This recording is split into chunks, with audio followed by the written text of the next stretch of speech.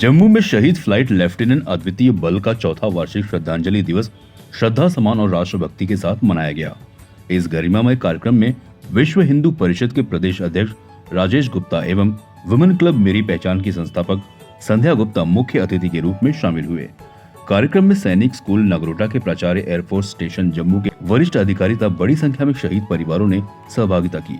कार्यक्रम के दौरान सभी अतिथियों ने शहीद फ्लाइट लेफ्टिनेंट अद्वितीय बल को पुष्पांजलि अर्पित कर भावभीनी श्रद्धांजलि दी। इस अवसर पर शहीद परिवारों को सम्मानित भी किया गया। वक्ताओं ने कहा कि देश के वीर सपूतों का सर्वोच्च बलिदान सदैव राष्ट्र के लिए प्रेरणा का स्रोत रहेगा तथा उनके आदर्श आने वाली पीढ़ियों का मार्गदर्शन करते रहेंगे। जब जलंधर में प्री नर्सरी स्कूल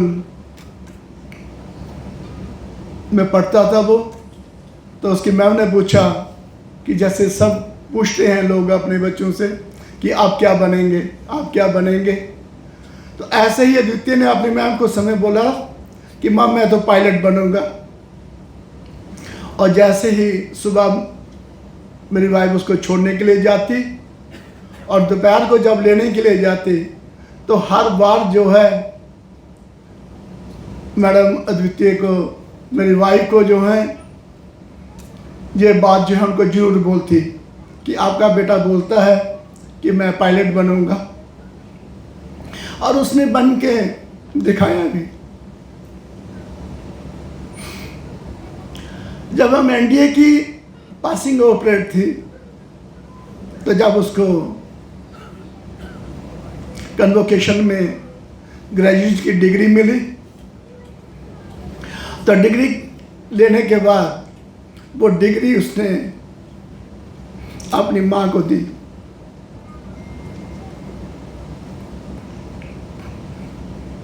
उसका सपना था और मुझे बोला पापा ये एनडीए वाला काम जो है ये पूरा हो गया। ऐसे अनगिनत कहानियां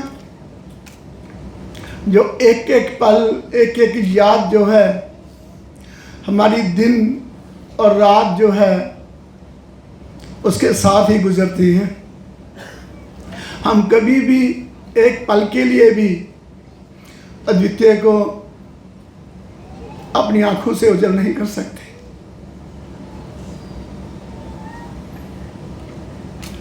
हमेशा, अब सच बताऊं कि अब मेरा नाम जो है, अगर कोई मेरे घर में भी आता है तो मुझे कोई नहीं बोलता कि मैं बल साहब के घर में जा रहा हूं। सभी जो हैं अद्वितीय के घर में जा रहा हूं। जो भी कोई गेस्ट आता है वो भी अद्वितीय के नाम से ही जो है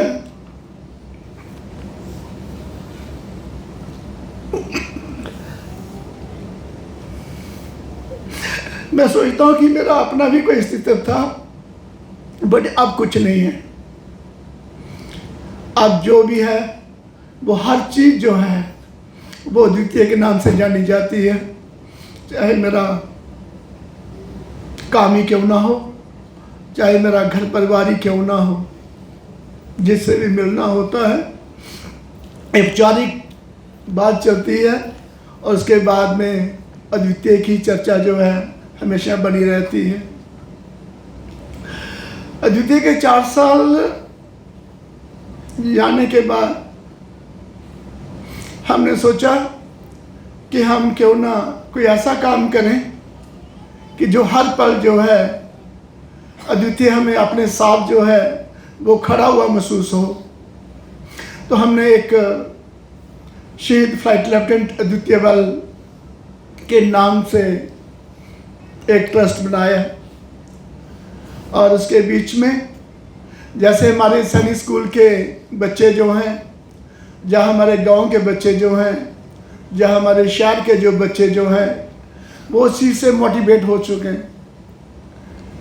आपको मुझे बताते हुए बड़ी खुशी हुई कि जैसे प्रिंसिपल साहब ने बताया कि इस बार 16 वर्ष के बाद सैनिक स्कूल को डिफेंस मिनिस्टर की जो है वो ट्रॉफी मिली है कि सबसे ज़्यादा एंट्री जो है इस बार जम्मू सैनिक स्कूल से हुई है।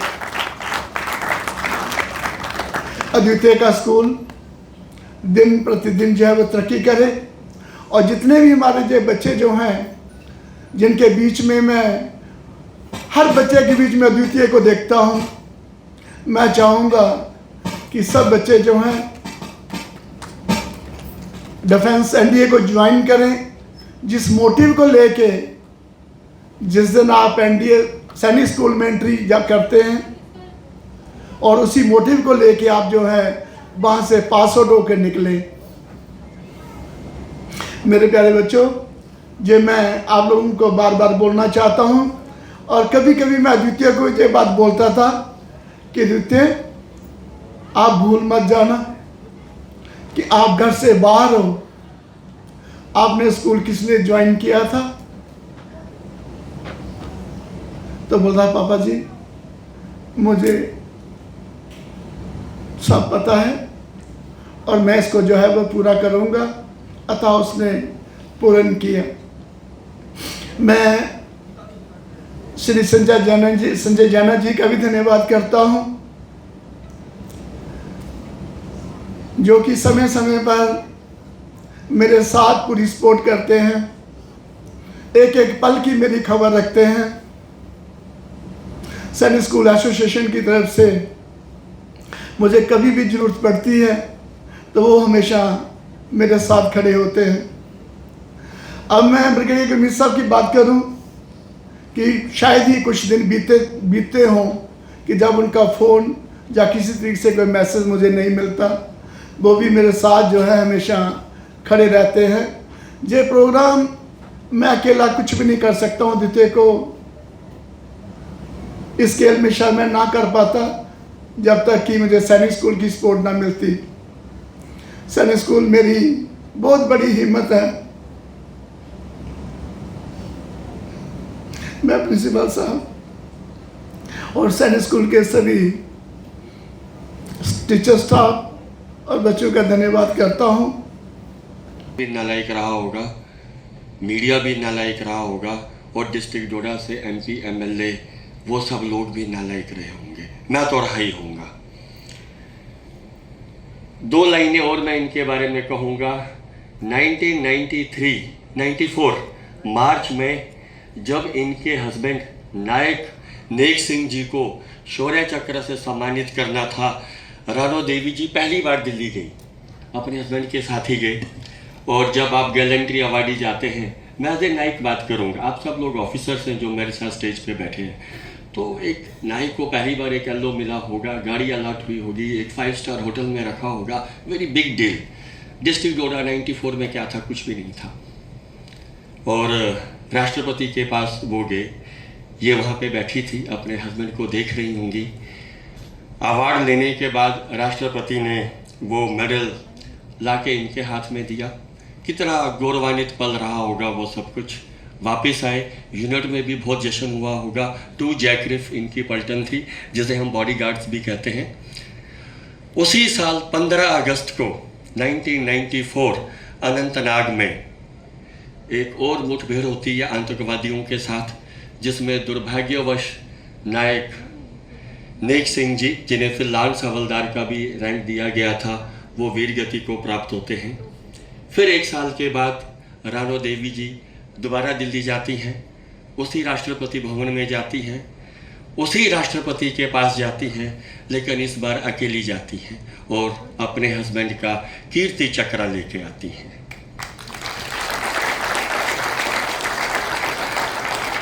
2 साल में 2 ट्रिप्स दिल्ली के, 2 तस्वीरें। ये नेक सिंह जी की तस्वीर है, आंखों में ही ना जाने क्या दिख रहा है। खैर, और मैं ज़्यादा लंबी बात नहीं करूँगा, लेकिन सर, शान सर, मैंने जान के आपको भी बुलाया था और आपको भी मैंने इसलिए बुलाया था, अभी तक नेक सिंह जी के नाम पे स्कूल नहीं हुआ है। मैं अशोक सर आपसे भी बात कर रहा हूँ, सरकार आपकी है, इनके नाम पे अभी तक डिस्ट्रिक्ट डोडा में स्कूल नहीं हुआ है, इनके नाम पे कुछ भी नहीं है। और अगर मैं डिस्ट्रिक्ट डोडा की या जम्मू की एज ए होल बात करूं, हमारे यहाँ ज़्यादा गैलेंट्री अवार्डीज नहीं है। And a person just 33 years of age, he got Shaurya Chakra, he got कीर्ति चक्र। उन्होंने उस ज़माने में इंसर्जेंसी लड़ी जब ना बुलेट प्रूफ जैकेट्स होती थी, ना बुलेट प्रूफ व्हीकल्स होते थे, ना कैस्पर होती थी, कुछ भी नहीं होता था। ही फॉर दैट टाइम 1994। और मैं एक और बात बताऊं, मुझे उसका नाम लेना चाहिए, दीपक सुराना। एक लड़का 20, 22, 25 साल का, वो बेंगलोर में रहता है, उसने मुझे इनका नाम और नंबर दिया।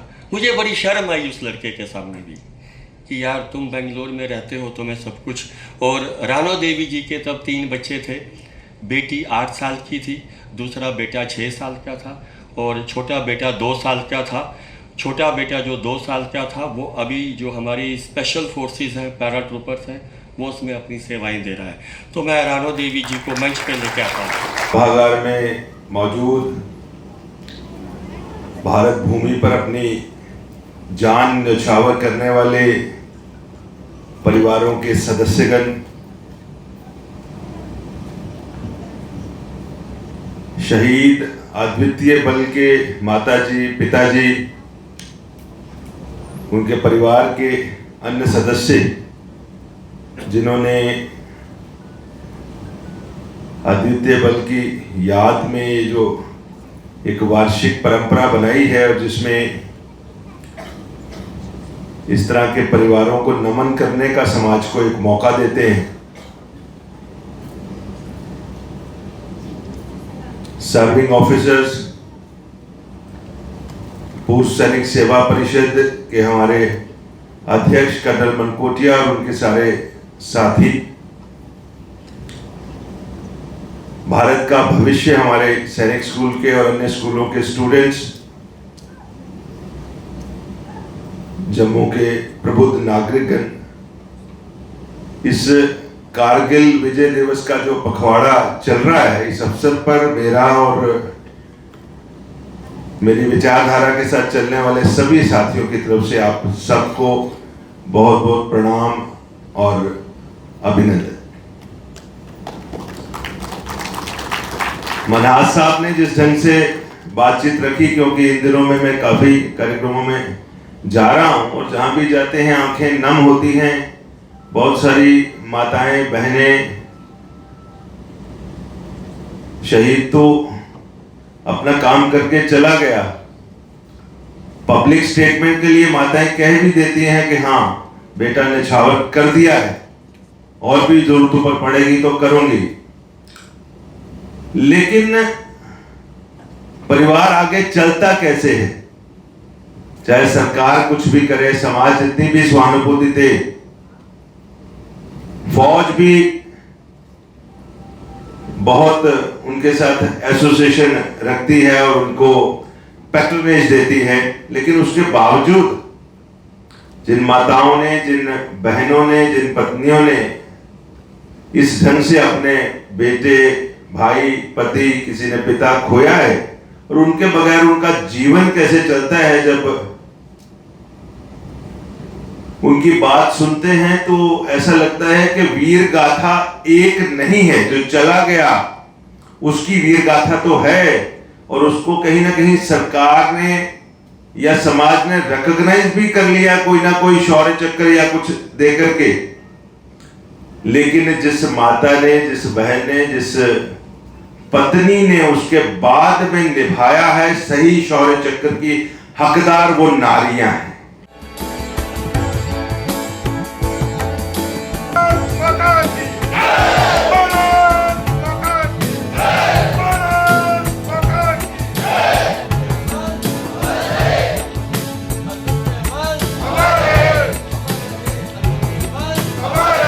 CEN न्यूज, देश प्रदेश की ताजा तरीन खबरों के लिए CEN न्यूज को सब्सक्राइब करें और रहें पल पल की खबर से हर पल बाखबर।